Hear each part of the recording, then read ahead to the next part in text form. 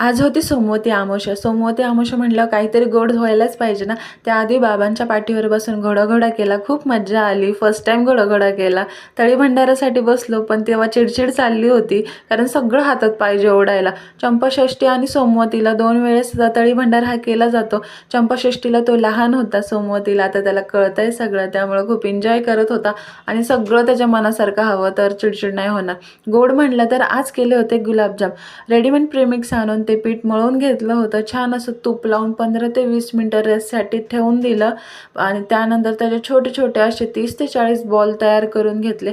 Without क्रॅकचे असे तयार केले की गुलाबजाम फुटत नाही तेलात. पाकही इथे तयार होता. पाक तयार झाल्याच्या नंतर थोडे थोडे गुलाबजाम आपले तळून घेतले गोल्डन ब्राऊन होईपर्यंत आणि गरम तळलेले डायरेक्ट पाकामध्ये टाकले तर ते गुलाबजाम आतून कच्चे राहत नाही, त्यामुळे डायरेक्ट टाकले आणि 1 ते 1.5 तासासाठी